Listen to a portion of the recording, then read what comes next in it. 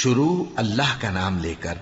جو بڑا مہربان نہایت رحم والا ہے۔ سب تعریف اللہ ہی کو ہے جس نے اپنے محبوب بندے محمد صلی اللہ علیہ وآلہ وسلم پر یہ کتاب نازل کی اور اس میں کسی طرح کی گجی اور پیچیدگی نہ رکھی، بلکہ سیدھی اور سلیس اتاری تاکہ لوگوں کو عذاب سخت سے جو اس کی طرف سے آنے والا ہے ڈرائے، اور مومنوں کو جو نیک عمل کرتے ہیں خوشخبری سنائے کہ ان کے لیے ان کے کاموں کا نیک بدلہ یعنی بہشت ہے جس میں وہ ہمیشہ رہیں گے، اور ان لوگوں کو بھی ڈرائے جو کہتے ہیں کہ اللہ نے کسی کو بیٹا بنا لیا ہے۔ ان کو اس بات کا کچھ بھی علم نہیں اور نہ ان کے باپ دادا ہی کو تھا۔ یہ بڑی سخت بات ہے جو ان کے منہ سے نکلتی ہے، اور کچھ شک نہیں کہ یہ جو کچھ کہتے ہیں محض جھوٹ ہے۔ اے پیغمبر، اگر یہ اس کلام پر ایمان نہ لائیں تو شاید تم ان کے پیچھے رنج کر کر کے اپنے تئیں ہلاک کر دو گے۔ جو چیز زمین پر ہے ہم نے اس کو زمین کے لیے زینت بنایا ہے تاکہ لوگوں کی آزمائش کریں کہ ان میں کون اچھے عمل کرنے والا ہے، اور جو چیز زمین پر ہے ہم اس کو نابود کر کے بنجر میدان کر دیں گے۔ کیا تم خیال کرتے ہو کہ غار اور لوح والے ہماری نشانیوں میں سے عجیب تھے؟ جب وہ نوجوان غار میں جا رہے تو کہنے لگے کہ اے ہمارے پروردگار، ہم پر اپنے ہاں سے رحمت نازل فرما اور ہمارے کام میں درستی کے سامان مہیا کر۔ تو ہم نے غار میں کئی سال تک ان کے کانوں پر نیند کا پردہ ڈالے رکھا، یعنی ان کو سلائے رکھا، پھر ان کو جگا اٹھایا تاکہ معلوم کریں کہ جتنی مدت وہ غار میں رہے دونوں جماعتوں میں سے اس کی مقدار کس کو خوب یاد ہے۔ ہم ان کے حالات تم سے صحیح صحیح بیان کرتے ہیں۔ وہ کئی نوجوان تھے جو اپنے پروردگار پر ایمان لائے تھے، اور ہم نے ان کو اور زیادہ ہدایت دی تھی، اور ان کے دلوں کو مربوط یعنی مضبوط کر دیا۔ جب وہ اٹھ کھڑے ہوئے تو کہنے لگے کہ ہمارا پروردگار آسمانوں اور زمین کا مالک ہے، ہم اس کے سوا کسی کو معبود سمجھ کر نہ پکاریں گے۔ اگر ایسا کیا تو اس وقت ہم نے بے عقلی کی بات کی۔ ان ہماری قوم کے لوگوں نے اس کے سوا اور معبود بنا رکھے ہیں، بھلا یہ ان کے معبود ہونے پر کوئی کھلی دلیل کیوں نہیں لاتے؟ تو اس سے زیادہ کون ظالم ہے جو اللہ پر جھوٹ باندھے؟ اور جب تم نے ان مشرکوں سے اور جن کی یہ اللہ کے سوا عبادت کرتے ہیں ان سے کنارہ کر لیا ہے تو غار میں چل رہو، تمہارا پروردگار تمہارے لیے اپنی رحمت وسیع کر دے گا اور تمہارے کاموں میں آسانی کے سامان مہیا کرے گا۔ اور جب سورج نکلے تو تم دیکھو کہ دھوپ ان کے غار سے داہنی طرف سمٹ جائے، اور جب غروب ہو تو ان سے بائیں طرف کترا جائے، اور وہ اس غار کے کشادہ حصے میں تھے۔ یہ اللہ کی نشانیوں میں سے ہیں، جس کو اللہ ہدایت دے وہ ہدایت یاب ہے، اور جس کو گمراہ رہنے دے تو تم اس کے لیے کوئی دوست راہ بتانے والا نہ پاؤ گے۔ اور تم ان کے متعلق خیال کرو کہ وہ جاگ رہے ہیں حالانکہ وہ سوتے ہیں، اور ہم ان کو دائیں اور بائیں کروٹ بدلاتے تھے، اور ان کا کتا چوکھٹ پر دونوں ہاتھ پھیلائے ہوئے تھا۔ اگر تم ان کو جھانک کر دیکھتے تو پیٹ پھیر کر بھاگ جاتے اور ان سے دہشت میں آ جاتے۔ اور اسی طرح ہم نے ان کو اٹھایا تاکہ آپس میں ایک دوسرے سے دریافت کریں۔ ایک کہنے والے نے کہا کہ تم یہاں کتنی مدت رہے؟ انہوں نے کہا کہ 1 دن یا اس سے بھی کم۔ انہوں نے کہا کہ جتنی مدت تم رہے ہو تمہارا پروردگار ہی اس کو خوب جانتا ہے، تو اپنے میں سے کسی کو یہ روپیہ دے کر شہر بھیجو، وہ دیکھے کہ نفیس کھانا کون سا ہے تو اس میں سے کھانا لے آئے، اور احتیاط سے آئے جائے اور تمہارا حال کسی کو نہ بتائے۔ اگر وہ تم پر دسترس پا لیں گے تو تمہیں سنسار کر دیں گے یا پھر اپنے مذہب میں داخل کر لیں گے، اور اس وقت تم کبھی فلاح نہیں پاؤ گے۔ اور اسی طرح ہم نے لوگوں کو ان کے حال سے خبردار کر دیا تاکہ وہ جانیں کہ اللہ کا وعدہ سچا ہے، اور یہ کہ قیامت جس کا وعدہ کیا جاتا ہے اس میں کچھ شک نہیں۔ اس وقت لوگ ان کے بارے میں باہم جھگڑنے لگے اور کہنے لگے کہ ان کے غار پر عمارت بنا دو۔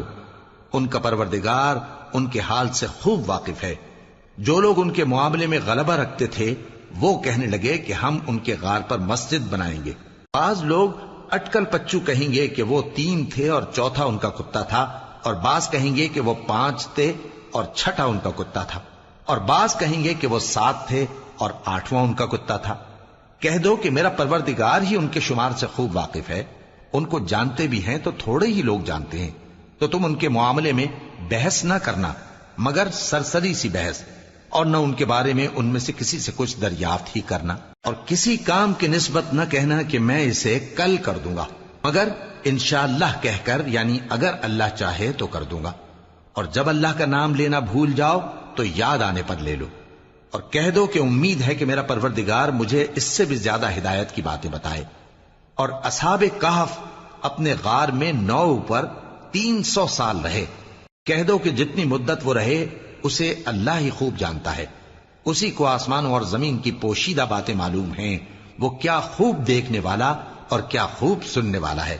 اس کے سوا ان کا کوئی کارساز نہیں، اور نہ وہ اپنے حکم میں کسی کو شریک کرتا ہے۔ اور اپنے پروردگار کی کتاب کو جو تمہارے پاس بھیجی جاتی ہے پڑھتے رہا کرو، اس کی باتوں کو کوئی بدلنے والا نہیں، اور اس کے سوا تم کہیں پناہ بھی نہیں پاؤ گے۔ اور جو لوگ صبح و شام اپنے پروردگار کو پکارتے اور اس کی خوشنودی کے طالب ہیں، ان کے ساتھ صبر کرتے رہو، اور تمہاری نگاہیں ان میں سے گزر کر اور طرف نہ دوڑیں کہ تم دنیاوی زندگی کی رونقوں کے خواستگار ہو جاؤ۔ اور جس شخص کے دل کو ہم نے اپنی یاد سے غافل کر دیا ہے اور وہ اپنی خواہش کی پیروی کرتا ہے اور اس کا کام حد سے بڑھ گیا ہے، اس کا کہا نہ ماننا۔ اور کہہ دو کہ لوگو یہ قرآن تمہارے پروردگار کی طرف سے برحق ہے، تو جو چاہے ایمان لائے اور جو چاہے کافر رہے۔ ہم نے ظالموں کے لیے دوزخ کی آگ تیار کر رکھی ہے جس کی قناتیں ان کو گھیر رہی ہوں گی، اور اگر فریاد کریں گے تو ایسے کھولتے ہوئے پانی سے ان کی داد رسی کی جائے گی جو پگھلے ہوئے تانبے کی طرح گرم ہوگا، اور جو ان کے چہروں کو بھون ڈالے گا۔ ان کے پینے کا پانی بھی برا اور آرام گاہ بھی بری۔ اور جو ایمان لائے اور کام بھی نیک کرتے رہے تو ہم نیک کام کرنے والوں کا اجر ضائع نہیں کرتے۔ ایسے لوگوں کے لیے ہمیشہ رہنے کے باغ ہیں جن میں ان کے محلوں کے نیچے نہریں بہ رہی ہیں، ان کو وہاں سونے کے کنگن پہنائے جائیں گے، اور وہ باریک دیبا اور اطلس کے سبز کپڑے پہنا کریں گے، اور تختوں پر تکیے لگا کر بیٹھا کریں گے۔ کیا خوب بدلہ اور کیا خوب آرام گاہ ہے۔ اور ان سے 2 شخصوں کا حال بیان کرو جن میں سے ایک کو ہم نے انگور کے 2 باغ عنایت کیے تھے اور ان کے گردا گرد کھجوروں کے درخت لگا دیے تھے، اور ان کے درمیان کھیتی پیدا کر دی تھی۔ دونوں باغ کثرت سے پھل لاتے اور اس کی پیداوار میں کسی طرح کی کمی نہ ہوتی، اور دونوں میں ہم نے ایک نہر بھی جاری کر رکھی تھی، اور اس طرح اس شخص کو ان کی پیداوار ملتی رہتی تھی۔ تو ایک دن جبکہ وہ اپنے دوست سے باتیں کر رہا تھا، کہنے لگا کہ میں تم سے مال و دولت میں بھی زیادہ ہوں اور جتھے اور جماعت کے لحاظ سے بھی زیادہ عزت والا ہوں، اور ایسی شیخیوں سے اپنے حق میں ظلم کرتا ہوا اپنے باغ میں داخل ہوا۔ کہنے لگا کہ میں نہیں خیال کرتا کہ یہ باغ کبھی تباہ ہو،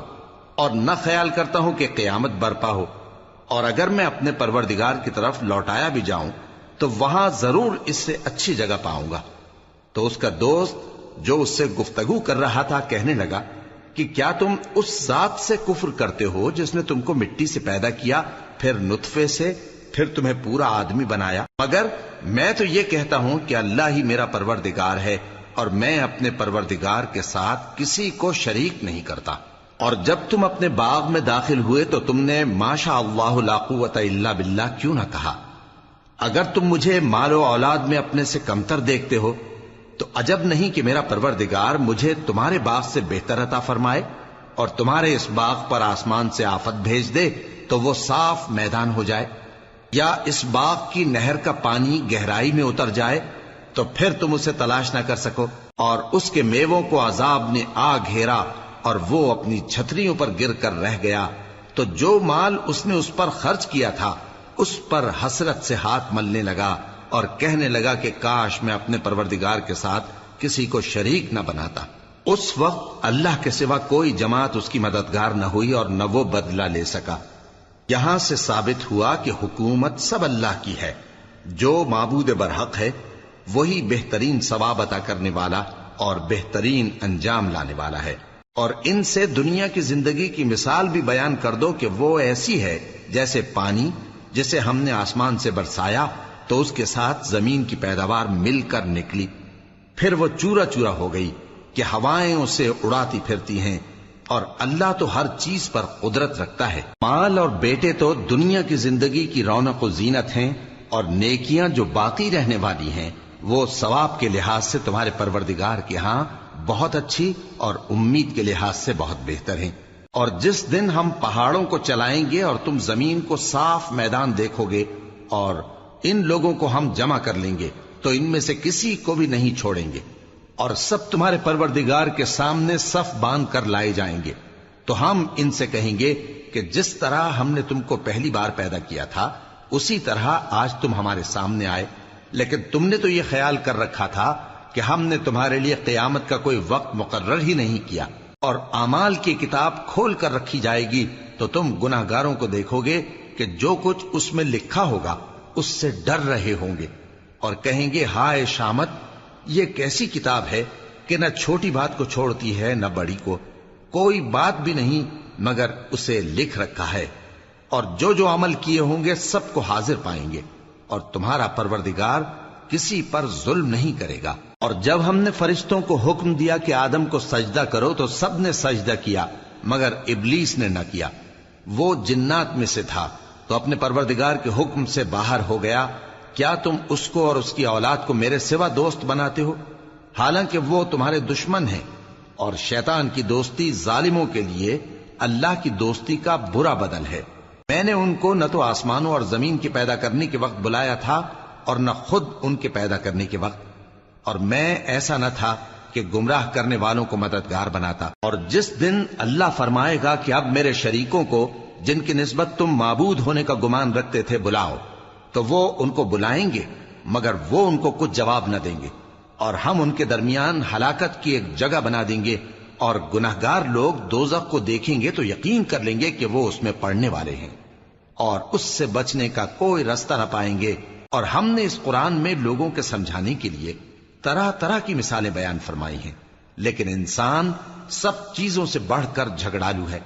اور لوگوں کے پاس جب ہدایت آ گئی تو ان کو کس چیز نے منع کیا کہ ایمان لائیں اور اپنے پروردگار سے بخشش مانگیں، بجز اس کے کہ اس بات کے منتظر ہوں کہ انہیں بھی پہلوں کا سا معاملہ پیش آئے یا ان پر عذاب سامنے سے آ جائے۔ اور ہم جو پیغمبروں کو بھیجا کرتے ہیں تو صرف اس لیے کہ لوگوں کو اللہ کی نعمتوں کی خوشخبریاں سنائیں اور عذاب سے ڈرائیں،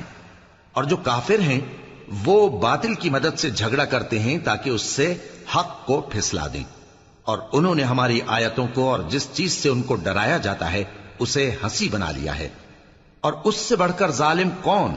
جس کو اس کے پروردگار کی آیات کے ذریعے سمجھایا گیا تو اس نے ان سے منہ پھیر لیا، اور جو اعمال وہ آگے کر چکا اس کو بھول گیا۔ ہم نے ان کے دلوں پر پردے ڈال دیے کہ اسے سمجھ نہ سکیں، اور کانوں میں ثقل پیدا کر دیا ہے کہ سن نہ سکیں، اور اگر تم ان کو رستے کی طرف بلاؤ تو کبھی رستے پر نہ آئیں گے، اور تمہارا پروردگار بخشنے والا صاحب رحمت ہے۔ اگر وہ ان کے کرتوتوں پر ان کو پکڑنے لگے تو ان پر جھٹ عذاب بھیج دے، مگر ان کے لیے ایک وقت مقرر کر رکھا ہے کہ اس کے عذاب سے کوئی پناہ کی جگہ نہ پائیں گے۔ اور یہ بستیاں جو ویران پڑی ہیں، جب انہوں نے کفر کر کے ظلم کیا تو ہم نے ان کو تباہ کر دیا، اور ان کی تباہی کے لیے ایک وقت مقرر کر دیا تھا۔ اور جب موسیٰ نے اپنے شاگرد سے کہا کہ جب تک میں دو دریاؤں کے ملنے کی جگہ نہ پہنچ جاؤں ٹلنے کا نہیں، خاص صدیوں چلتا رہوں، پھر جب وہ دونوں ان دریاؤں کے سنگم پر پہنچے تو اپنی مچھلی بھول گئے، پھر اس مچھلی نے دریا میں سرنگ کی طرح اپنا رستہ بنا لیا۔ جب آگے چلے تو موسیٰ نے اپنے شاگرد سے کہا کہ ہمارا کھانا لاؤ، اس سفر سے ہم کو بہت تکان ہو گئی ہے۔ اس نے کہا کہ بھلا آپ نے دیکھا کہ جب ہم نے اس چٹان کے پاس آرام کیا تھا تو میں مچھلی وہیں بھول گیا، اور مجھے آپ سے اس کا ذکر کرنا شیطان نے بھلا دیا، اور اس مچھلی نے عجیب طرح سے دریا میں اپنا رستہ بنایا۔ موسیٰ نے کہا یہی تو وہ مقام ہے جسے ہم تلاش کرتے تھے، تو وہ اپنے پاؤں کے نشان دیکھتے دیکھتے لوٹ گئے۔ وہاں انہوں نے ہمارے بندوں میں سے ایک بندہ دیکھا جس کو ہم نے اپنے ہاتھ سے رحمت خاص سے نوازا تھا اور اپنے پاس سے ایک خاص علم بخشا تھا۔ موسیٰ نے ان سے جن کا نام خضر تھا کہا کہ جو علم اللہ کی طرف سے آپ کو سکھایا گیا ہے، اگر آپ اس میں سے مجھے کچھ بھلائی کی باتیں سکھائیں تو میں آپ کے ساتھ رہوں۔ خضر نے کہا کہ تم میرے ساتھ رہ کر صبر نہیں کر سکو گے، اور جس بات کی تمہیں خبر ہی نہیں اس پر صبر کر بھی کیسے سکتے ہو؟ موسیٰ نے کہا اللہ نے چاہا تو آپ مجھے صابر پائیے گا، اور میں آپ کے ارشاد کے خلاف نہیں کروں گا۔ خضر نے کہا اگر تم میرے ساتھ رہنا چاہو تو شرط یہ ہے مجھ سے کوئی بات نہ پوچھنا جب تک میں خود اس کا ذکر تم سے نہ کروں۔ تو دونوں چل پڑے، یہاں تک کہ جب کشتی میں سوار ہوئے تو خضر نے کشتی کو پھاڑ ڈالا۔ موسیٰ نے کہا کیا آپ نے اس کو اس لیے پھاڑا ہے کہ سواروں کو غرق کر دی؟ یہ تو آپ نے بڑی عجیب بات کی۔ خضر نے کہا کیا میں نے نہیں کہا تھا کہ تم میرے ساتھ صبر نہ کر سکو گے؟ موسیٰ نے کہا کہ جو بھول مجھ سے ہوئی اس پر مواخذہ نہ کیجیے اور میرے معاملے میں مجھ پر مشکل نہ ڈالیے۔ پھر دونوں چلے، یہاں تک کہ رستے میں ایک لڑکا ملا تو خضر نے اسے مار ڈالا۔ موسیٰ نے کہا کہ آپ نے ایک بے گناہ شخص کو ناحق بغیر قصاص کے مار ڈالا، یہ تو آپ نے بری بات کی۔ خضر نے کہا کیا میں نے نہیں کہا تھا کہ تم سے میرے ساتھ صبر نہیں ہو سکے گا؟ انہوں نے کہا کہ اگر میں اس کے بعد پھر کوئی بات پوچھوں یعنی اعتراض کروں تو مجھے اپنے ساتھ نہ رکھیے گا کہ آپ میری طرف سے عذر کے قبول کرنے میں حد کو پہنچ گئے ہیں۔ پھر دونوں چلے، یہاں تک کہ گاؤں والوں کے پاس پہنچے اور ان سے کھانا طلب کیا۔ انہوں نے ان کی ضیافت کرنے سے انکار کیا۔ پھر انہوں نے وہاں ایک دیوار دیکھی جو گرا چاہتی تھی تو خضر نے اس کو سیدھا کر دیا۔ موسیٰ نے کہا کہ اگر آپ چاہتے تو ان سے اس کا معاوضہ لے لیتے تاکہ کھانے کا کام چلتا۔ خضر نے کہا کہ اب مجھ میں اور تم میں علیحدگی، مگر جن باتوں پر تم صبر نہ کر سکے میں ان کا تمہیں بھید بتائے دیتا ہوں کہ وہ جو کشتی تھی غریب لوگوں کی تھی جو دریا میں محنت کر کے یعنی کشتیاں چلا کر گزارا کرتے تھے، اور ان کے سامنے کی طرف ایک بادشاہ تھا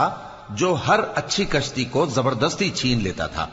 تو میں نے چاہا کہ اسے عیبدار کر دوں تاکہ وہ اسے غصب نہ کر سکے۔ اور وہ جو لڑکا تھا اس کے ماں باپ دونوں مومن تھے، ہمیں اندیشہ ہوا کہ وہ بڑا ہو کر بد کردار ہوگا تو کہیں ان کو سرکشی اور کفر میں نہ پھنسا دے، تو ہم نے چاہا کہ ان کا پروردگار اس کی جگہ ان کو اور بچہ عطا فرمائے جو اخلاقی پاکیزگی میں بہتر اور محبت میں زیادہ قریب ہو۔ اور وہ جو دیوار تھی سو 2 یتیم لڑکوں کی تھی جو شہر میں رہتے تھے، اور اس کے نیچے ان کا خزانہ دفن تھا، اور ان کا باپ ایک نیک آدمی تھا۔ تو تمہارے پروردگار نے چاہا کہ وہ اپنی جوانی کو پہنچ جائیں اور پھر اپنا خزانہ نکالے۔ یہ تمہارے پروردگار کی مہربانی ہے، اور یہ کام میں نے اپنی طرف سے نہیں کیے، یہ ان باتوں کی حقیقت ہے جن پر تم صبر نہ کر سکے۔ اور تم سے ذوالقرنین کے بارے میں دریافت کرتے ہیں، کہہ دو کہ میں اس کا کسی قدر حال تمہیں پڑھ کر سناتا ہوں۔ ہم نے اس کو زمین میں بڑا اقتدار دیا تھا اور ہر طرح کا سامان اس کو عطا کیا تھا، تو اس نے ایک سفر کا سامان کیا، یہاں تک کہ جب سورج کے غروب ہونے کی جگہ پہنچا تو اسے ایسا پایا کہ ایک کیچڑ والے چشمے میں ڈوب رہا ہے،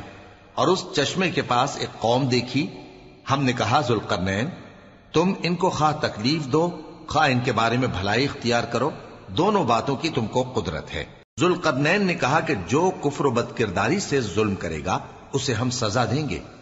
پھر وہ اپنے پروردگار کی طرف لوٹایا جائے گا تو وہ بھی اسے بڑا عذاب دے گا، اور جو ایمان لائے گا اور عمل نیک کرے گا اس کے لیے بہت اچھا بدلہ ہے، اور ہم اپنے معاملے میں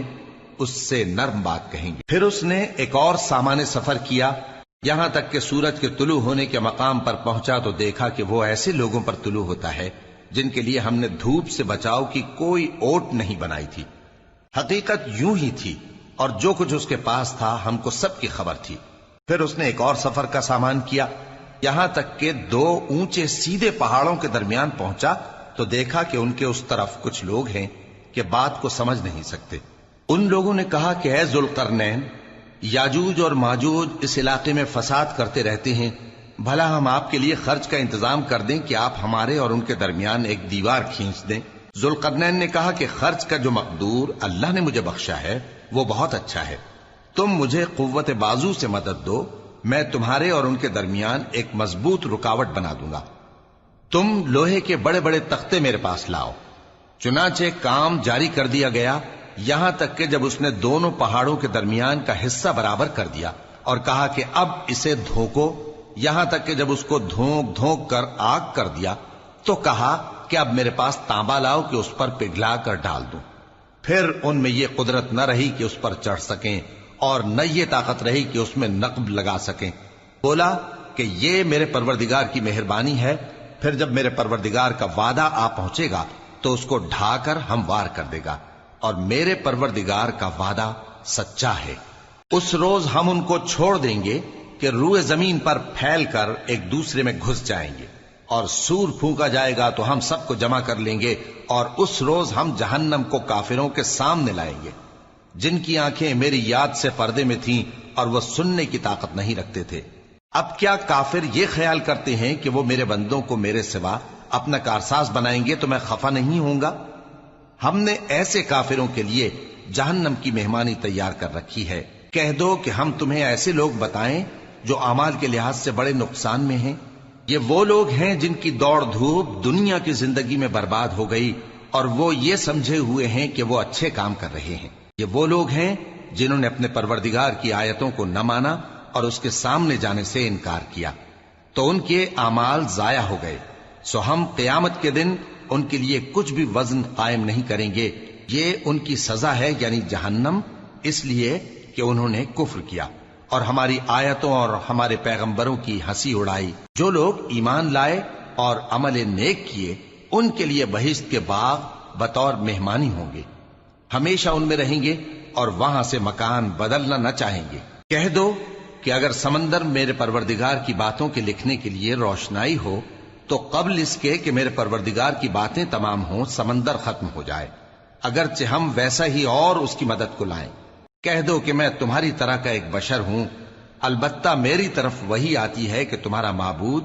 وہی ایک معبود ہے۔ تو جو شخص اپنے پروردگار سے ملنے کی امید رکھے چاہیے کہ عمل نیک کرے اور اپنے پروردگار کی عبادت میں کسی کو شریک نہ بنائے۔